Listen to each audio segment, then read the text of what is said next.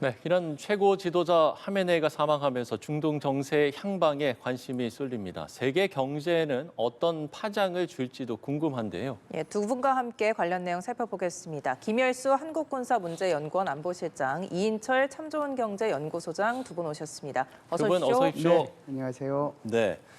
자, 트럼프 대통령이 마두로 추출에 이어서 이번에도 힘을 통해 원하는 걸 얻는 방식을 선택했습니다. 외교적 대화는 하지만 이걸 또 무작정 기다리는 것은 아니고 군사력을 사용해 수뇌부를 직접 겨냥한 건데 이른바 그 신조어죠. 트럼프의 돈노주가 다시 한번 입증됐다 이렇게 봐야 되는 겁니까? 예, 뭐 돈노주의하고 직접적으로 어떻게 연결시킬지는 뭐 저는 자신은 없습니다만 어찌됐든 네네. 참수작전이라고 우리가 얘기를 하죠. 디커피테이션이라고 얘기를 하는데 1월 초에 그 베네수엘라의 마두로 대통령 축출해가지고 미국으로 압송하지 않았습니까? 그러니까 이것은 이제 그대로 사람만 그대로 이제 미국으로 데리고 간 거니까 죽이거나 그러지는 않았거든요. 그리고 어찌됐든 그 지도부는 재건은 한 거잖아요.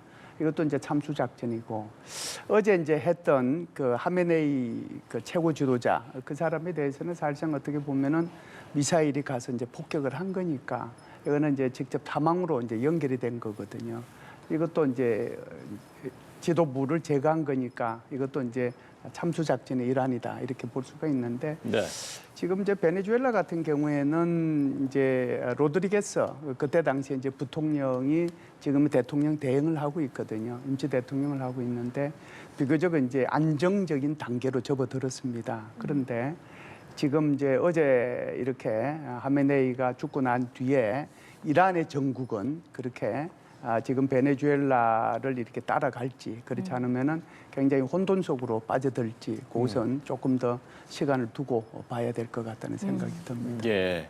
소장님께서는 그 경제적인 측면에서도 이 상황을 어떻게 보시는지도 궁금한데 일단 뭐 돈노주의 좀 이야기도 많이 하는 것 같고요. 이 상황 좀 어떻게 보고 계세요? 맞습니다. 이제 미국의 국익을 앞세운 이제 트럼프식 정말로 이제 국익 우선주의, 일방주의가 베네수엘라에 이어서 지금 이란까지 네네.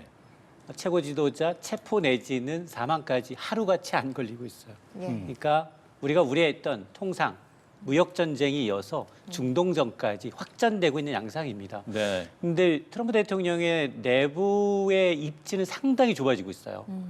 지금 물가 많이 오르고 있죠. 그리고 반이민 정책 쓰면서 정말로 반감이 좀 커지고 있는 상황에서 특히 11월 중간선거가 굉장히 중요하거든요. 네. 2028 트럼프 어게인. 상하원 중간선거에서 이제 대다수 다수당을 차지하게 되면 수정헌법 개정을 통해서 미국이 지금까지는 4년 임기 연임제 최대 8년까지 할 수 있던 것을 고쳐서 12년까지 하겠다. 노골적으로 2028 마가 캠페인을 벌이고 있는 상황에서 내부 결속과 강한 이미지, 미국의 이미지를 구축하기 위해서 한 게 아니냐라는 이제 지적이 나올 수밖에 없는 대목이고 가장 큰 관건은 지금까지 트럼프식 이런 공포감은 트럼프 이즈 타코 늘 세게 뭔가 터트리고 한 발 뒤로 빼더라라는 거였거든요. 과연 이럴까? 실제로 만에 하나 이제 지상군을 투입하게 된다. 이건 또 다른 문제입니다. 네, 그렇죠. 그러면 여기는 장기화 가능성이 굉장히 높아질 수밖에 없고요. 이렇게 되면 뭐 이란도 마지막까지 쓰지 말아야 되는 카드 호르무즈 봉쇄라는 걸 자국도 아프지만 상대도 아프게 할 수 있는 부분이기 때문에 이렇게 되면 뭐 위험 자산인 주식, 우리 지금 주식시장 굉장히 좋거든요. 예. 전 세계에서 가장 좋은 주식시장에 영향을 받을 수밖에 없고요. 환율도 굉장히 지금 안정적이에요. 환율도 불안할 수 있습니다. 여기다가 물가, 왜냐하면 고유가발 물가. 우리는 100% 원유를 수입해야 되는데 유가가 배럴당 10%만 뛰더라도 우리는 물가에 직접적인 영향을 미치다 보니까 저는 이 모든 게 트럼프로 귀결된다. 트럼프가 어떤 결정을 내리냐에 따라서 우리나라뿐 아니라 글로벌 경제에 미치는 파장이 굉장히 덜할 수도 있겠지만 더 확장될 수도 있다고 봅니다. 예, 이번 공습으로 세계 경제에 또 불확실성이 커질 수도 있을 것 같은데요. 사실상 이 기습 작전이 성공할 수 있었던 배경이 궁금합니다. 15시간 만에 성공을 했고 또 CIA의 수개월 동안 정보 분석으로 이 하메네이 동선을 파악한 후에 이란제를 베껴서 만든 이 자폭 드론의 실전 투입으로 성공을 했다고요. 예, 뭐 우리가 러시아하고 우크라이나 전쟁 그러면 가장 특징적인 것이 과거 전쟁에 비해서 나타난 것이 바로 드론이라고 볼 수 있잖아요. 그래서 이제 러시아가 사용했던 드론이 바로 이란에서 제공한 샤헤드라고 하는 그 그 드론입니다. 그래서 이란이 가지고 있었던 드론의 종류가 이제 여러 가지가 있죠. 사해도 뭐 136부터 시작해서 121, 238 뭐 이렇게 있는데 미국에서는 이것을 이제 역설계를 했어요. 역설계를 해서 이것을 이제 저비용 무인 공격 시스템이라고 하는 그 이제 뭐 그냥 루카스라고 이렇게 얘기를 합니다. 영어로 얘기하면 이제 복잡한데. 그래서 이것을 이제 사거리는 한 800km 정도 나가고 앞에 폭탄은 한 20kg 정도 이렇게 다는 걸로 했는데 이게 이제 돈이 얼마나 드느냐면 한 대에 한 5천만 원 정도 들어요. 네. 그런데 이제 순항 미사일 한 대 같으면 2억이잖아요. 그 4분의 1 값으로 만들 수 있는 거거든요. 그런데 이번에 이게 어떤 역할을 했느냐면 수백 대가 소밍, 그러니까 군지 비행을 해서 날아갔어요. 군지 비행을 해서 날아가니까 완전히 방공망을 완전히 이제 무력화시키면서 공격을 하고 그리고 나서 이제 미사일이 날아서 들어갔거든요. 그래서 이것이 이번에 미국이 처음으로 사용한 건데 정말 이게 뭐라고 할까요? 저비용, 고효율의 그런 무기 체계임을 이제 증명을 했고 네. 미국도 드디어 이제 본격적으로 전쟁에 드론을 사용하기 시작했다 이렇게 볼 수가 있죠. 예. 앞서 이제 소장님께서 잠시 좀 이야기를 해주셨습니다만 또 지상군이 투입이 된다면 또 그 부분은 또 다른 문제가 된다라고 이야기를 해주셨는데 네.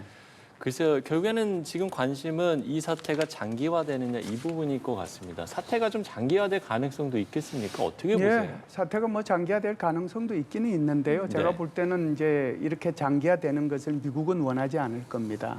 장기화되면 될수록 미국한테 이제 손해가 되는 거고 네네. 그것이 결국 트럼프 대통령이 원하는 중간 선거에서 승리하고 절대로 연결되지 않는 거거든요.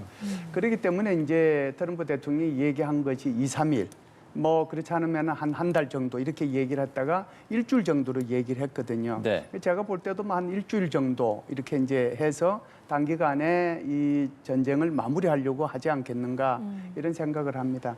지금 질문하신 거는 아마 이런 것 같아요. 지금 이제 이게 이란이 전쟁을 하다 보니까 사실상 중동 지역에 엄청나게 많은 미군 부대가 지금 배치가 돼 있지 않습니까? 예. 그래서 그 미군 부대가 뭐 예를 들어서 이제 쿠웨이트 뭐 그다음에 저기 뭐야 아랍에미레이트, 오만 뭐 그리고 이제 사우디아라비아 뭐 이런 데로 쭉 배치가 돼 있는데 거기에 미군 기지가 있단 말이죠. 그렇죠. 그래서 그 미군 기지가 13곳 그리고 이제 한 4만 명이 배치가 돼 있는데 이곳에다가 지금 이란이 공격을 하고 있거든요. 그래서 이것은 제가 볼 때는 이란이 좀 선택을 잘못한 게 아닌가 이런 생각도 들어요. 왜 그러냐면은 지금 네. 공격받고 있는 중동 국가를 전부 다 반 이란으로 만들어 버리는 거잖아요. 오히려 그런 부분은 예, 그래서 네네. 이제 이게 한 번, 두 번으로 이게 그냥 공격을 하고 끝나면은 모르겠는데 이게 지속적으로 공격을 하게 되면 이란이 오히려 더 이제 궁지에 몰리게 되는 그런 상황이 되는 거거든요. 그래서 아마 이렇게 공격을 받은 국가들은 다양한 경로를 통해 가지고 이란에 압력을 가하고 있을 겁니다. 너 지금 왜 우리 쪽으로 공격을 하느냐? 그리고 너희들 공격한 것이 미군 기지만 떨어지고 있는 것이 아니라 우리 건물에도 떨어지고 있고 우리 공항도 지금 아무것도 못 하고 있는 거고 사람도 죽고 있지 않느냐? 이런 식으로 얘기되면 결국은 이제 이란은 여기에 자제할 수밖에 없거든요. 만일에 그것이 그렇지 않고 계속해서 지금과 같은 상황 속에서 계속해서 주변에 있는 미군 기지를 향해 가지고 계속 공격해 간다고 그러면 이것은 장기전이 될 가능성도 있는 거죠. 제가 볼 때는 이란도 이 부분은 자신한테 손해가 될 거기 때문에 안 할 거고요. 네. 미국도 이 전쟁이 길어지면 길어질수록 손해가 될 것이기 때문에 제가 볼 때는 뭐 한 일주일, 10일 그 정도로 마무리하지 않겠는가 이런 생각은 저는 개인적으로 합니다. 예. 네, 알겠습니다. 이번에는 이제 경제 부분에 어떤 영향을 줄지 더 살펴보도록 하겠습니다. 사실 이런 상황이 오면 가장 먼저 우려되는 게 원유 가격이지 않겠습니까? 전 세계 원유와 액화 천연가스 거래 25%가 직접 타격을 받게 됐습니다. 호르무즈 해협이 사실상 폐쇄가 됐는데 어떻게 전망하십니까? 사실은 이제 폐쇄하겠다라고 얘기를 했고요. 예. 폐쇄하겠다라는 얘기 경고성 멘트만으로도 사실 당일 뉴욕타임즈 보도를 보게 되면 호르무즈 해협을 이제 통과해야 되는 물동량이 거의 70% 가까이 줄었다라는 겁니다. 네네. 그러면 나머지 30%는 어쨌든 기회비용을 감안하더라도 통과하고 있다는 얘기거든요. 그래서 만일 혁명수비대가 이걸 차단하기 위해서 기뢰를 설치하거나 이 호르무즈 해협의 특성상 길이 폭이 최단 거리는 33km인데 유조선이 굉장히 깊어요. 수심 깊은 데만 들어갈 수 있기 때문에 실질적으로 움직일 수 있는 거는 굉장히 제한적이거든요. 네. 그래서 거기에다가 뭐 드론이나 미사일을 통한 공격을 했다. 그래서 유조선이 만약에 거기다가 가라앉았다라고 하면 여기는 한참 동안은 운행을 할 수가 없습니다. 그러면 돌아서 운행을 해야 되거든요. 우회하게 되면 우리 지금 민간 이제 한국무역협회 통계를 보게 되면 최대 이 운임 비용이 해상 운임 비용이 80% 늘어나게 되고 그리고 우회하다 보니까 기간도 3일에서 5일 정도 더 지연될 수밖에 없다라는 얘기인데요. 정말 최악의 시나리오예요. JP모건과 같은 글로벌 투자은행은 호르무즈 해협이 정말 봉쇄가 돼서 장기화된다라고 하면 현재 배럴당 한 $70 선이에요. 국제 유가가. 근데 이게 한 120에서 130달러, 거의 2배 가까이 오를 수 있다라고 봐요. 예. 근데 지금 이 유가라는 건 전쟁이라는 건 심리 때문이잖아요. 네. 전쟁이 만약에 조기에 중단된다면 바로 거품은 꺼지겠지만 지금 세계 교역 상황이 그다지 좋은 건 아닙니다. 그래서 산업이 굉장히 활발하게 공장이 가동이 잘 돼서 나타나는 이 상황도 아니고 특히나 트럼프 대통령이 가장 싫어하는 게 뭐냐? 트럼프 대통령이 가장 싫어하는 건 물가가 오르는 거예요. 고유가발, 인플레이션이에요. 지금 최근에 발표됐던 미국의 도매 물가가 심상치 않거든요. 예상치 2~3배로 웃돌고 있을 정도로 미국의 관세 정책이 곧바로 전이될 가능성이 높기 때문에 지금 전 세계 산유국의 패권이 오펙에서 미국으로 좀 오고 있는 상황이거든요. 네네. 예. 특히나 쉘 혁명을 통해서 미국이 최대 산유국을 자랑하고 있기 때문에 장기화되는 건 꺼린다. 만에 하나 장기화된다 하더라도 미국이 보유하고 있는 전략적 비축유를 통해서 방출을 통해서 국제유가가 더 올라가지 못하도록 또 하나는 오펙 산유국들한테 압박을 통해서 유가를 내리도록 실제로 오펙 플러스의 경우는 이 사건이 난 이후에 그동안 국제유가는 배럴당 $60 밑으로까지 거의 6개월 만에 최저 수준이었기 때문에 네네. 이 기회로 증산하겠다라고 밝히고 있어서 참고로 우리도 지금은 사실은 유가 100% 수입하잖아요. 예. 수입하는데 지금 우리가 정부가 보유하고 있는 전략적 비축유가 한 1억 배를 가량됩니다. 그게 감이 잘 안 오실 텐데 민간이 보유하고 있는 것과 합치게 되면 거의 한 200일, 7개월 정도는 원유 수입이 중단된다 하더라도 버틸 수는 있어요. 그럼에도 불구하고 우리가 계약한 물량을 들어야 돼요. 민간 입장에서는. 예. 그러면 그 높아진 국제유가는 자연스럽게 소비자 가격에 반영됩니다. 특히 정부는 지금 국제유가 때문에 고유가 때문에 거의 3년 넘게 유류비를 깎아주고 있어요. 네네. 그럼에도 불구하고 최근 우리 주유소 가격은 2주 연속 오름세입니다. 그러니까 저는 이번 주말 지나기 전에 빨리 휘발유는 넣는 게 좋겠다. 예. 다만 이게 단기적이지 한번 2~3일 정도 정말로 이게 확전이 될지 네. 호르무즈 해협을 봉쇄할지 즉각적으로 국제유가가 시간에서 2에서 3% 뛴 거 맞습니다. 예. 대부분 위험자산 버리고 안전자산, 금이나 이쪽으로 이제 이 스위스의 프랑과 같은 안전자산을 쏠린 건 맞지만 이게 장기화될지 여부는 좀 더 지켜봐야 합니다. 예, 그렇군요. 또 혹시 호르무즈 해협이 안보 측면에서도 중요한 곳인지 궁금하거든요. 예, 호르무즈 해협은 중요하죠. 거기에 이제 해적들도 있고 그러기 때문에 네네.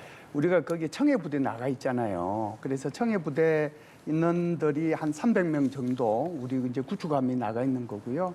그리고 이제 그 지역에는 우리 군인들이 나가 있는 곳이 2군데가 더 있습니다. 하나는 이제 레바논에 가 있는 부대가 있는데 그건 동맹 부대, 그러니까 네. 공병 부대입니다.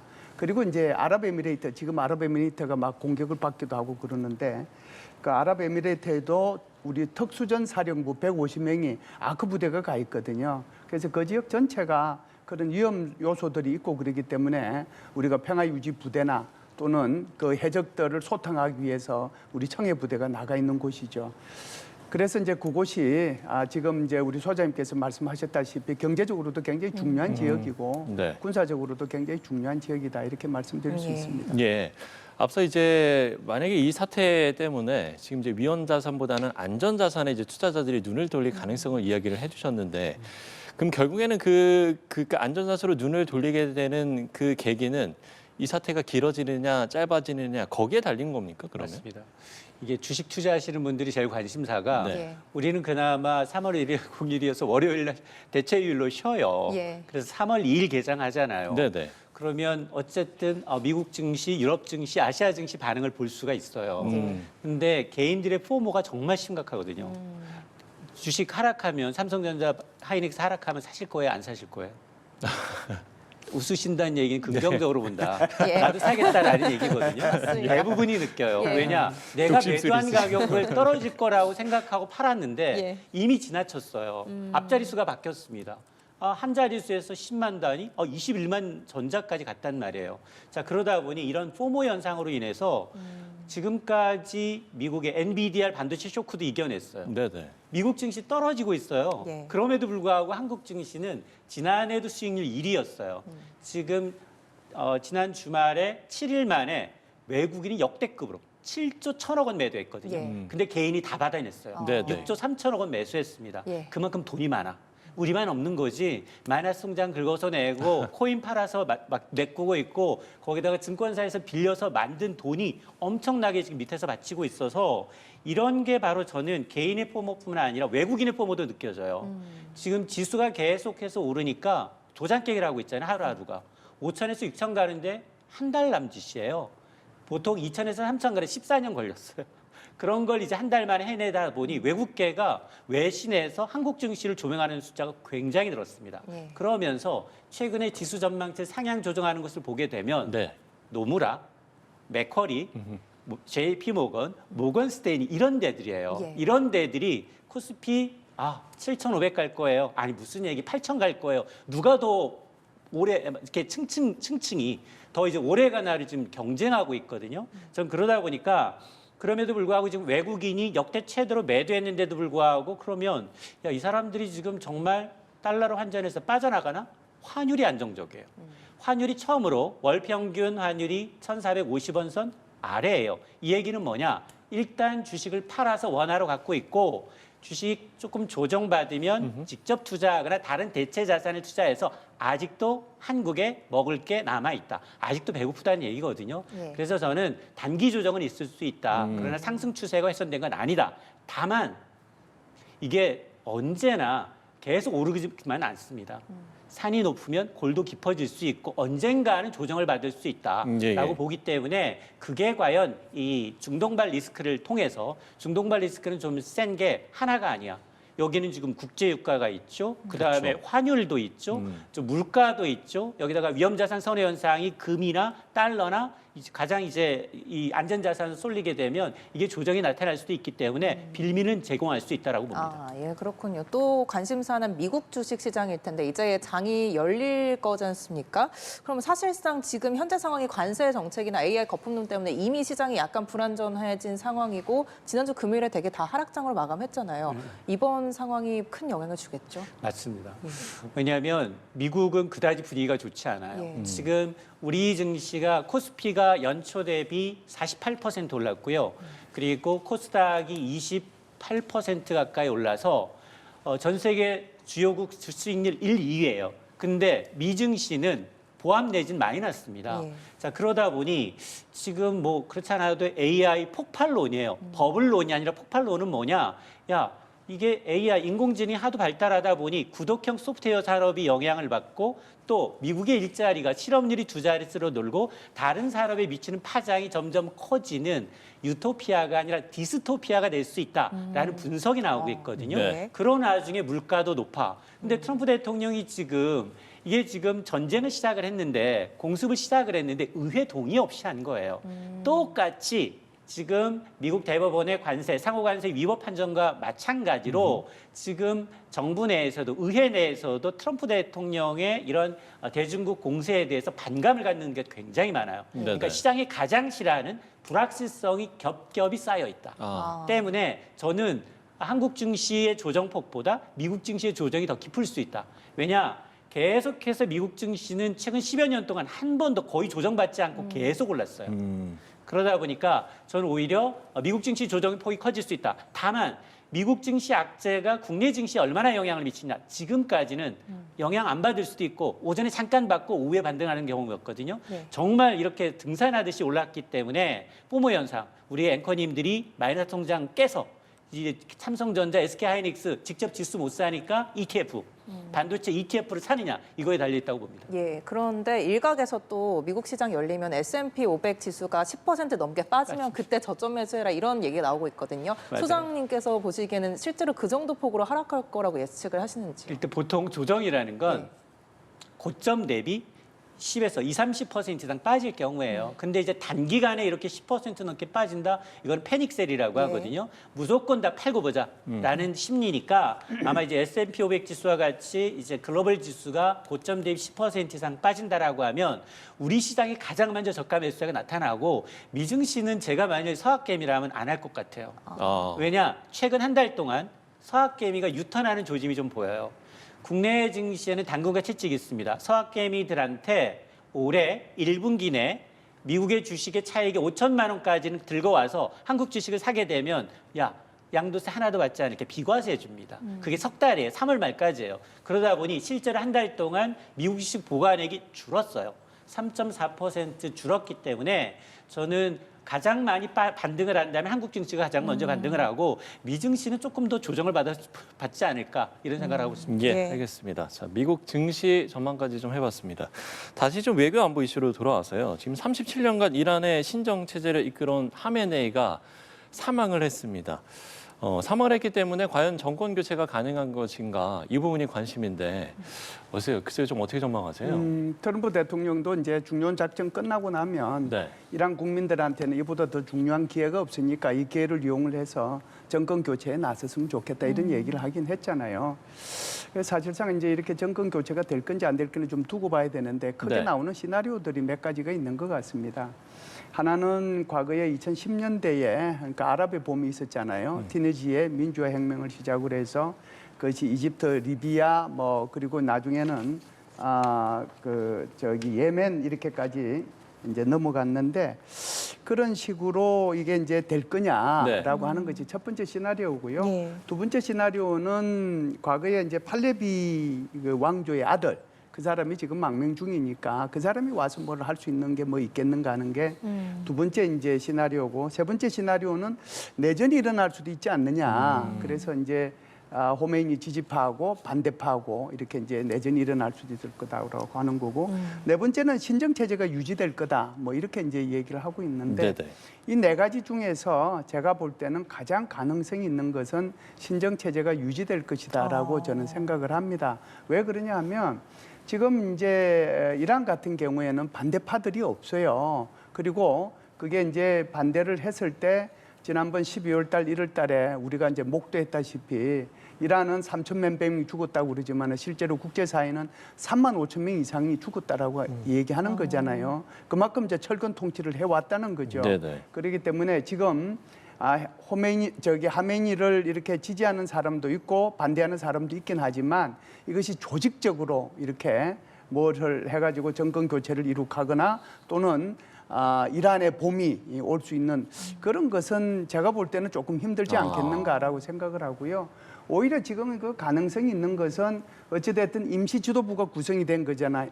구성이 됐지 않습니까? 지금 현재 이란 대통령, 그다음에 그 대법원장, 그리고 이제 뭐 학자 1명 이렇게 해서 3명으로 구성이 되고 여기서 이제 최고 지도자를 뽑아야 되는데 그 최고 지도자 뽑는 것은 성직자 88명이 모여가지고 이게 이제 지도자를 뽑는 거거든요. 그래서 성직자 88명을 지금 이제 선발하는 그런 과정이 있는 거고 이 사람들이 바로 이제 지도자를 뽑으면은 그 사람이 제3대 지도자가 되는 거란 말이에요. 그렇게 되면은 이제 이 체제는 이제 이렇게 그냥 가는 거죠.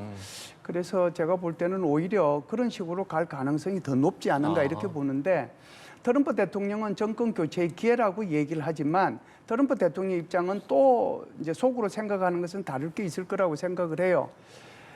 그 사람이 기본적으로 베네수엘라에서 한 걸 보면은 베네수엘라도 정권 교체가 충분히 가능함에도 불구하고 일부러 안 하고 과거의 체제를 그대로 유지시켜주면서 미국의 이익만 이렇게 다 가져간 거거든요. 그래서 이제 원유라든지 가스라든지 이런 부분만 다 가져갔기 때문에 이번 여기 이란 같은 경우에도 새로운 체제보다는 신정 체제가 그대로 유지되는 가운데서 네네. 미국이 원하는 거 그게 바로 이제 이란이 지금까지 농축했던 거 다 미국으로 보내라 다시는 이게 핵 농축하지 말아라는 그런 것만 얻으면 되는 거잖아요. 게다가 이란이 지금까지 이렇게 협상을 하면서 미국한테 얘기했던 것이 우리 원유 채굴권 그다음에 광산 개발권 그것도 주겠다라고 얘기를 했거든요. 그러면 미국 입장에서 그것만 얻으면 되는 거예요.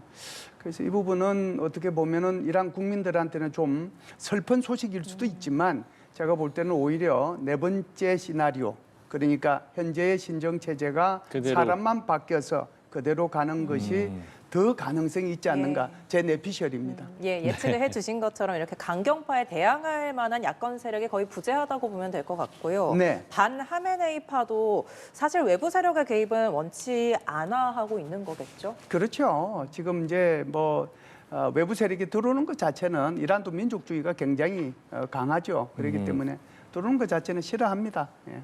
예. 자, 끝으로 한 가지 좀 질문을 드려보면 김정은 북한 국무위원장이 과연 그럼 이번 사태를 어떻게 받아들이냐 이 부분이 좀 궁금한데 네.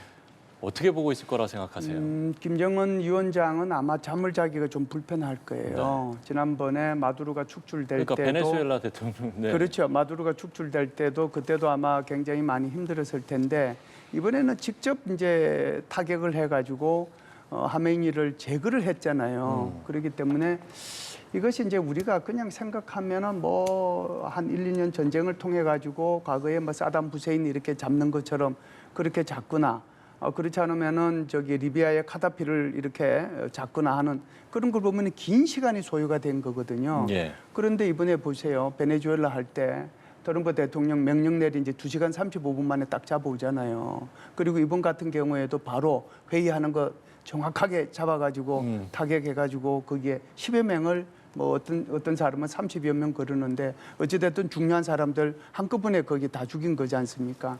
그러니까 이런 걸 보면은 이제 그 김정은 입장에서 보면은 굉장히 불안해질 수밖에 없는 거죠. 어찌됐든 지금 이제 엊그제 끝난 제9차 당대회를 통해서 김정은이가 뭐라고 그러냐면 조건을 내걸었죠. 북한의 핵 보유국임을 인정해주고 적대적이지 않으면 미국과 대화하지 못할 이유가 없다라고 해서 대화의 여지를 남겨놓고 한국에 대해서는 만나지 않겠다라고 하는 전형적인 통미봉남을 이제 전략을 취한 거거든요. 그렇게 얘기를 했기 때문에 오늘 얘기가 나온 것도 무슨 그냥 일반적인 정도로 비판한 거지 트럼프 대통령을 직접적으로 비판하지는 맞아요. 않았어요. 예. 3월 31일 날 트럼프 대통령이 중국을 방문해서 2박 3일 동안 미중 정상회담을 합니다. 근데 트럼프 대통령이 지난번 경주 에이펙 정상회담에 와서 돌아갈 때 비행기에서 뭐라고 그랬냐면은 김정은을 만나기 위해서 나는 다시 서울로 오겠다라고 얘기를 했어요. 그래서 서울을 오기는 힘들 거고 아마 베이징에서 만나기를 원할 겁니다. 그래서 김정은 위원장도 아마 잠은 못 자지만 차라리 만나서 얘기를 해보는 것이 더 좋을 수도 있겠다 이런 생각을 할 거예요.